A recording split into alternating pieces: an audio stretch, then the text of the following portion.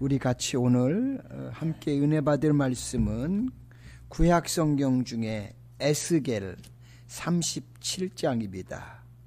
1절에서 6절 말씀입니다. 제가 봉독해 드리겠습니다. 여호와께서 권능으로 내게 임재하시고 그의 영으로 나를 데리고 가서 골짜기 가운데 두셨는데 거기 뼈가 가득하더라. 나를 그 뼈 사방으로 지나가게 하시기로 본즉 그 골짜기 지면에 뼈가 심히 많고 아주 말랐더라. 그가 내게 이르시되 인자야 이 뼈들이 능히 살 수 있겠느냐 하시기로 내가 대답하되 주 여호와여 주께서 아시나이다. 또 내게 이르시되 너는 이 모든 뼈에게 대언하여 이르기를 너희 마른 뼈들아 여호와의 말씀을 들을지어다. 주 여호와께서 이 뼈들에게 이같이 말씀하시기를 내가 생기를 너희에게 들어가게 하리니 너희가 살아나리라. 너희 위에 힘줄을 두고 살을 입히고 가족으로 덮고 너희 속에 생기를 넣으리니 너희가 살아나리라. 또 내가 여호와인 줄 너희가 알리라 하셨다 하라. 아멘. 최근에 뉴스를 통해 코로나19에 관한 소식을 보았는데요. 세계적으로 환자가 약 한 2,200만 명을 넘었고요. 사망자도 어제 제가 다시 한번 보니까 한 200명만 더 채워지면 80만 명을 눈앞에 둔 것을 보았습니다. 얼마나 많은 분들이 돌아가셨는지, 얼마나 많은 사람들이 이 코로나에 걸렸는지를 통계를 보면서 정말 깜짝 놀랐습니다. 참 이런 통계 앞에서 또 이런 소식들 앞에서 많은 사람들이 공포와 두려움 속에서 지내고 있습니다. 심지어 우리 조국 한국도 8.15 광복절을 기점으로 해서 나라 전체가 지금 비상이 걸렸습니다. 자, 뿐만 아니라 우리가 살고 있는 이 미국도 현재 확진자가 500만을 넘어섰습니다. 사실 언제 우리에게도 닥칠지 모른다는 두려움과 공포가 우리의 가슴을 또 짓눌러 옵니다. 우리의 일상생활이 거의 우리 장로님께서도 기도하셨던 것처럼 마비가 될 정도가 되다 보니까 많은 사람들의 얼굴 표정을 보면 얼굴에 이제 웃음기들이 거의 많이 사라진 것 같고요. 오히려 또 절망하고 또 크게 낙심한 것 같습니다. 물론 젊은 아이들이 철이 없어서 그럼에도 불구하고 모여서 아주 대대적인 파티를 열어서 코로나 걸리는 뉴스를 보셨지만 그렇지 않고 모든 사람들의 대부분은 절망하고 있는 것이 현실입니다. 자, 오늘 말씀을 통해 이런 가운데서 우리가 새 힘을 얻고 용기를 얻을 수 있기를 소망합니다. 자, 여러분들은 평소에 성경을 읽으시다가 가령 창세기 1장에서 하나님께서 빛이 있으라 라고 말씀을 하시니까 빛이 환하게 드러났습니다. 또 예를 들어 묻이 드러나라 그렇게 말씀하시니까 물속에서 땅이 정말 쑥 올라왔습니다. 하나님께서 말씀만 하시면 온갖 것들이 다 나타났습니다. 자, 혹시 여러분 이런 말씀들을 평소에 보시면서 어떤 생각이 여러분 마음속에 드셨습니까? 자, 하나 더 예를 든다면 마태복음 1장에 보시면 예수님의 출생에 대한 기록이 나오는데 주의 사자가 현몽하여 이르되 다윗의 자손 요셉아 내 아내 마리아 데려오기를 무서워하지 말라. 그에게 잉태된 자는 성령으로 된 것이라 라고 그렇게 말씀하셨습니다. 자, 여러분들은 성경에서 이와 같은 말씀들을 읽으시면서 정말 이게 정말일까? 진짜 그랬을까? 라고 하시면서 내 상식으로는 그것이 믿어지지 않아서 고개를 갸우뚱해 본 적은 없으십니까? 사실 성경에는 이것이 정말일까? 라고 할 만큼 우리의 눈과 귀를 의심할 정도로 우리의 상상을 초월하는 수많은 사건, 사고들이 여기에 기록되어져 있습니다. 자, 오늘 우리가 함께 읽은 본문 말씀도 그런 것 가운데 하나입니다. 선지자 에스겔이 골짜기 가운데서 본 마른 뼈 환상입니다. 아마도 이 환상은 에스겔에 있어서 가장 유명한 사건 중에 하나라고 할 수도 있습니다. 저는 이 시간 에스겔 선지자가 보았던 이 마른 뼈 환상을 통해 여러분과 함께 절망에서 소망으로라는 제목을 가지고 은혜를 나누려고 합니다. 우리 모두에게 하나님의 은혜가 또 충만하게 임하기를 소망합니다. 자, 첫 번째, 하나님이 보여주신 마른 뼈 환상이란 무엇일까요? 1절에 보시면 여호와께서 권능으로 내게 임하시고, 즉 에스겔에게 임하시고 그의 영으로 나를 데리고 가서 골짜기 가운데 두셨는데 거기 뼈가 가득하더라 라고 했습니다. 하나님께서 성령의 큰 권능으로 에스겔 선지자에게 임하시더니 그를 마른 뼈들이 가득 찬 골짜기로 데리고 가셨습니다. 자, 그리고 그 뼈들이 널려있는 온 사방을 돌아다니면서 하나님이 뼈들을 보게 하십니다. 하지만 뼈가 너무나 많아서 도무지 그 숫자를 헤아릴 수가 없었습니다. 그리고 에스겔 선지자가 그 뼈들을 보면서 아니 도대체 이게 무슨 뼈지? 그런 생각을 하면서 뼈들을 자세히 보니까 모든 뼈가 하나같이 다 바싹 말라 있었습니다. 자, 근데 갑자기 그때 하나님의 음성이 들려옵니다. 3절에 보시면 그가 내게 이르시되 인자야 이 뼈들이 능히 살 수 있겠느냐라는 것입니다. 여러분, 지금 하나님께서 에스겔 선지자에게 이 뼈들이 능히 살 수 있겠느냐라고 질문을 하셨는데, 자, 하나님의 이런 갑작스러운 질문 앞에 에스겔 선지자가 굉장히 당황이 됐습니다. 그냥 이게 뭐지 하고 지금 뼈들을 보는데 모든 것들이 뼈가 바싹 말라가지고 널브러져 있는데 하나님이 그렇게 갑자기 묻는 겁니다. 이게 살 수 있겠느냐? 그래서 에스겔 선지자는요, 대답하기가 그러잖아요. 그래서 뭐라고 하냐면 하나님 앞에 이렇게 말씀합니다. 하나님 앞에 주여와여 주께서 아시나이다 이렇게 대답합니다. 사실 이것은 하나님만 아시는 영역이기 때문에 그는 그렇게 대답할 수밖에 없었습니다.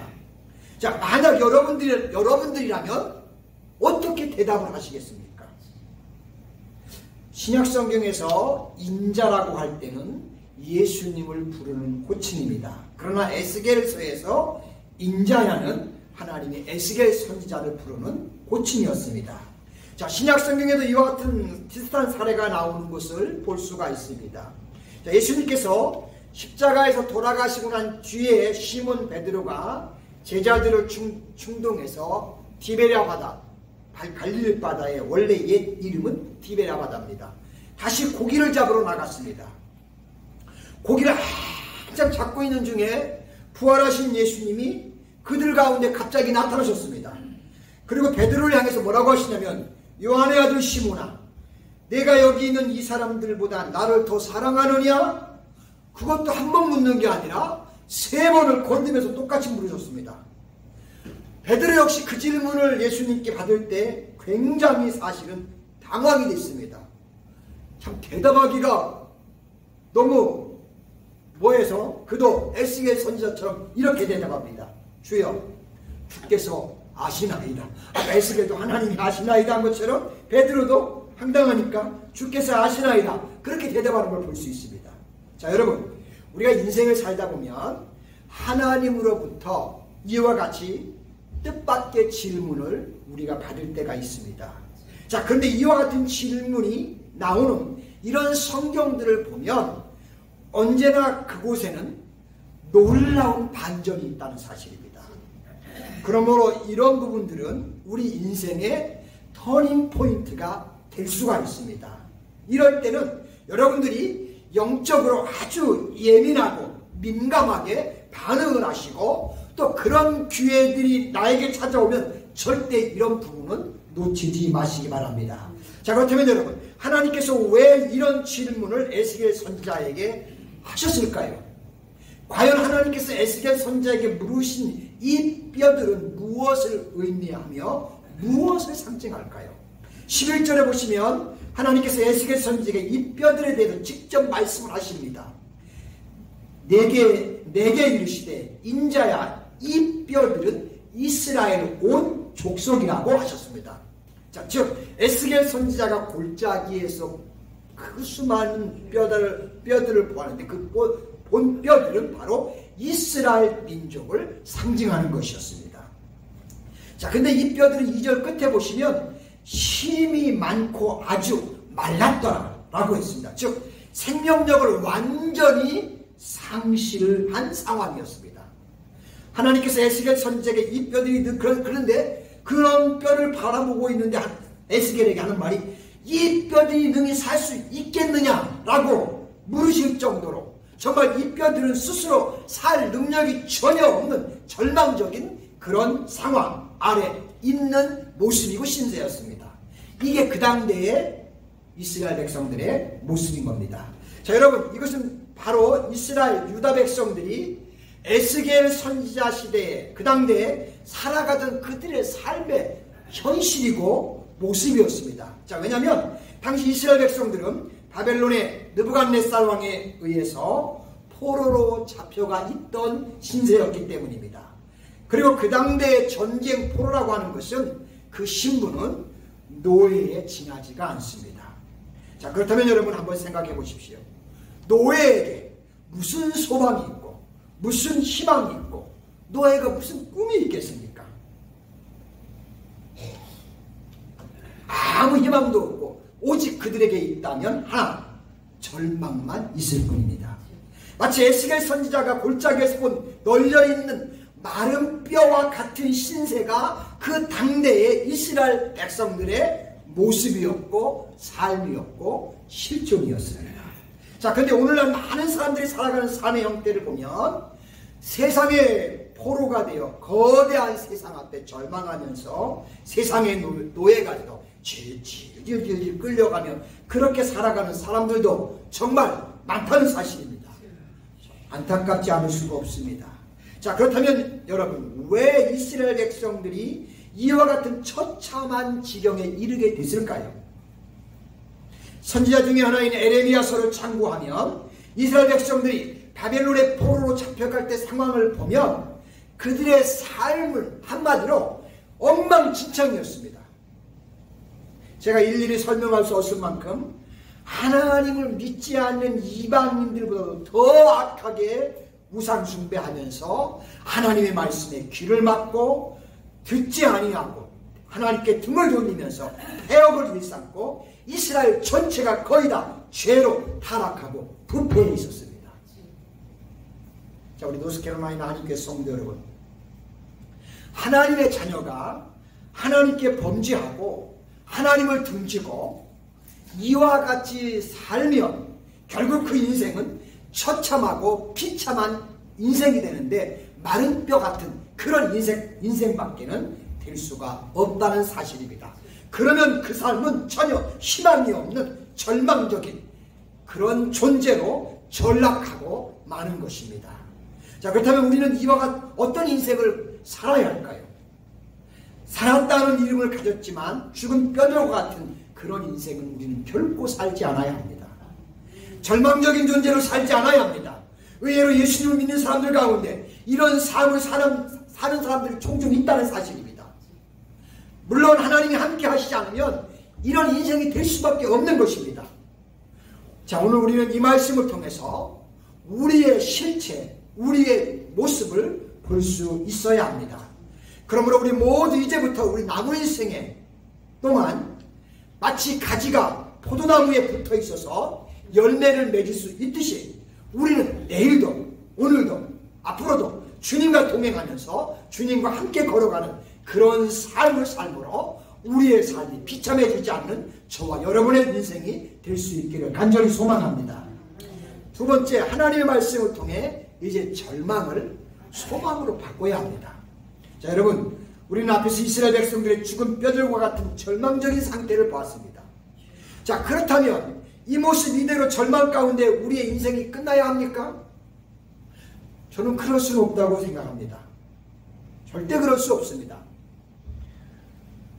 절망을 우리는 소망으로 바꿔야 합니다. 하나님께서 지금 에스겔 선지자를 골짜기로 인도해 주시는 궁극적인 이유와 목적이 바로 이겁니다. 절망한 그대로 이렇게 끝나면 안 된다는 것을 깨우쳐주고 그 절망을 바꿔서 소망의 삶으로 바꾸기 위해 지금 선지자를 이곳으로 인도해 가고 있는 것입니다. 자, 과연 그렇다면 우리는 어떻게 절망적인 상황을 소망이 가득 찬 인생으로 바꿀 수 있느냐라는 겁니다. 사실 솔직하게 말해서요, 우리는 아무것도 할 수가 없습니다. 자, 이미 죽어서 마른 뼈가 되버렸는데 우리가 무엇을 어떻게 할 수 있겠습니까? 사실 우리는 불가능합니다. 이것은 하나님만이 하실 수 있습니다. 여러분, 이 사실을 믿으십니까? 우리가 할 수 없을 때 우리의 인생의 해답은 누구에게 있다라?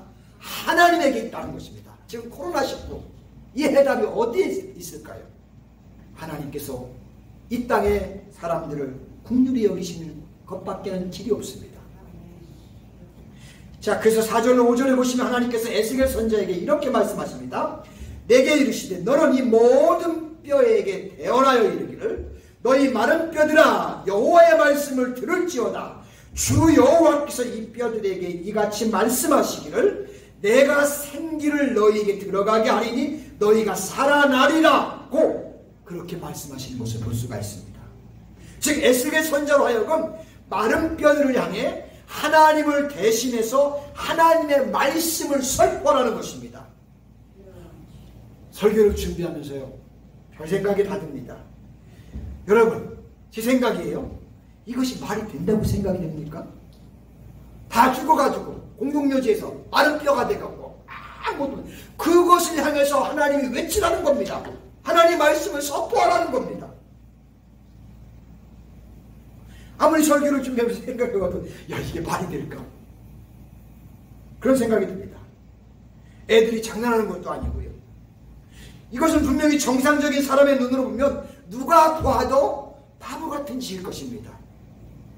하지만 에스겔 선지자는 하나님의 말씀을 그대로 순종한다는 사실입니다. 자, 7절 보시면 이에 내가 명령을 따라 대언하니 대언할 때에 소리가 나고 움직이며 이 뼈 저 뼈가 들어맞아 뼈들이 서로 연결되더라. 할렐루야. 아멘. 자, 에스겔 선지자가 골짜기에 이리저리 흩어져 있던 마른 뼈를 향해서 하나님께서 내가 생기로 너에게 들어가게 하리니 너희가 살리라 라고 그렇게 말씀한 것처럼 그렇게 말씀하신 대로 하나님의 명령을 따라 그렇게 외치자 뼈들이 서로 연결이 되고 힘줄이 생기면서 살이 오르고 뼈가 살아서 놀랍게 다시 회복되는 그런 역사가 일어났다는 것입니다. 정말일까 할 정도로 믿어지지 않는 기적 같은 일이 실제로 일어났다는 사실입니다. 자, 우리 사랑하는 성도 여러분, 이것이 바로 우리가 믿는 우리 하나님, 그분 말씀의 능력입니다. 아멘. 불가능에서 가능으로, 죽음에서 생명으로, 절망에서 소망으로, 무에서 유로 변화시키는 창조의 능력, 그것이 바로 우리 하나님의 말씀입니다. 사실 믿음도 하나님 말씀을 들음으로 생기는 겁니다. 우리는 창세기 1장 앞에만 펴봐도 하나님이 말씀하시며 모든 게 창조되는 것을 보면서 하나님의 말씀의 권세가 어떤지를 너무나 잘 알고 있습니다. 그래서 시편 기자는 시편 33편 6절에서 여호와의 말씀으로 하늘이 지음이 되었으며 그 만상을 그 입기운으로 이루었도다 라고 그렇게 말씀했고요. 그가 말씀하심에 이루었으며 명하심에 견고히 섰도다 라고 했습니다. 여러분, 신약 성경에도 보십시오. 예수님이 말씀하시니 뭐가 변하여? 물이 변하여 뭐가 되지요? 포도주가 됩니다. 예수님이 말씀하시니 성난파도가 잔잔해집니다. 예수님이 말씀하시니 소경바디메오가 눈을 뜹니다. 예수님 죽은 나사로의 무덤을 향해서 나사로야 나오너라 라고 말씀하시니까 죽은 나사로가 살아서 걸어나옵니다. 마치 창세기 1장에서 하나님이 말씀하시면 만물이 말씀대로 되어지듯이 예수님이 말씀하실 때 똑같은 역사가 일어났습니다. 이와 같이 하나님의 말씀은 죽은 것을 살리는 능력이 있습니다. 절망을 소망으로 바꾸는 능력이 있습니다. 그래서 시편 19편 7절에 보시면 여호와의 율법은 완전하여 영혼을 소성케 한다라고 했습니다. 자, 그렇다면 왜 하나님의 말씀이 선포되어지는 곳에 이런 놀라운 역사들이 일어날까요? 누가복음 1장 37절에 하나님의 모든 말씀은 능치 못함이 없느니라 라고 했기 때문입니다. 또한 하나님 말씀은 살았고 운동력이 있어 좌우에 날선 어떤 것보다도 예리하여 혼과 영과 및 관절과 골추를 찔러 쪼개기까지 하며 또 마음의 생각과 뜻을 감찰하기 때문이라고 히브리서 4장 12절은 말씀합니다. 자, 그러므로 우리 사랑하는 노스캐롤라이나 하나님께 성도 여러분, 이 절망적인 지금 우리의 현실에서, 이 상황에서 우리가 어떻게 이 절망을 극복하고 소망 가운데 다시 힘을 낼 수 있느냐? 우리가 하나님 말씀을 가까이 할 때 우리에게 거기에 소망이 있다는 사실입니다. 우리가 성경을 펴서 읽고 주님의 음성을 들을 때 우리에게 회복이 있고 우리에게 놀라운 도움이 있는 줄로 믿습니다. 성경 기자가 하나님 말씀을 가까이 하니 내게 복이라고 고백한 것처럼 우리가 하나님 말씀을 가까이 하는 가운데 그분이 선포하신 말씀 앞에서 그 말씀이 내 마음에 감동이 되면 아멘, 아멘, 아멘이라고 고백하면 하나님의 놀라운 은혜를 경험하는 축복을 우리가 분명 누리게 될 줄로 믿습니다. 절망이 소망으로 바뀌는 축복을 누립니다.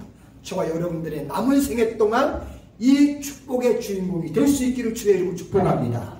자, 세 번째는 성령 충만을 통해 누리는 생명의 축복입니다. 자, 에스겔 선지자가 하나님의 명령을 쫓아 말씀을 선포하자 죽었던 것이 살아나는 놀라운 역사를 체험하게 됐습니다. 자, 근데 이상한 일은 8절에 보시면 내가 또 보니 그 뼈에 힘줄이 생기고 살이 오르며 그 위에 가죽이 덮이나 그 속에는 생기는 없더라라는 겁니다. 분명히 살아나긴 살아났는데 생기가 없더래요. 여러분, 여기 나오는 생기가 무엇이냐 하면 창세기 2장 7절에 보시면 알 수 있습니다. 거기 보시면 여호와 하나님이 흙으로 사람을 지으시고 생기를 그 코에 불어넣으시니 사람이 생명이 되니라고 했습니다. 하나님께서 최초의 사람을 흙으로 빚어서 만드셨습니다. 그러나 그 흙은 몸을 움직이지를 못했습니다. 왜냐하면 호흡이 없기 때문입니다. 그때 하나님께서 그 사람의 코에다 생기를 호 하고 불어넣으셨습니다. 그랬더니 그 흙이 생명, 살아있는 영혼이 되어 살아 움직였습니다. 그러므로 생기란 하나님께서 최초의 인간을 흙으로 지으시고 그 코에 호 하고 숨을 불어넣어 주신 생명의 기운을 생기라고 하는 것입니다. 믿습니까? 자, 이것은 하나님의 영, 성령을 가리키는 겁니다. 이와 같이 이와 같이 사람이 살기 위해서는 생기, 즉 살리는 영, 성령이 우리에게 임해야 합니다. 성령 임하지 아니하면 우리는 육의 사람으로 살다 끝날 수 있는데, 저와 여러분들에게 하나님께서 성령을 부어주셔서 하나님을 만남으로 진짜의 삶, 영적인 삶, 하늘을 보는 삶을 우리는 살게 된 겁니다. 얼마나 감사한지요. 여러분, 신앙 고백도 마찬가지인데요. 우리가 예수님을 나의 구주, 나의 주님으로 고백할 수 있는 것도 성령께서 내가 예수님을 나의 구주, 나의 주님이라고 고백할 수 있도록 내게 임해 주셔서 우리가 그렇게 고백할 수 있는 것입니다. 여러분, 고린도전서 12장 3절에 보시면 성령으로 아니하고 누구든지 예수를 주라 시인할 수 없느니라 그렇게 말씀하고 있습니다. 그러므로 여러분, 날마다 저와 여러분이 늘 성령 충만하시기를 주님의 이름으로 축복합니다.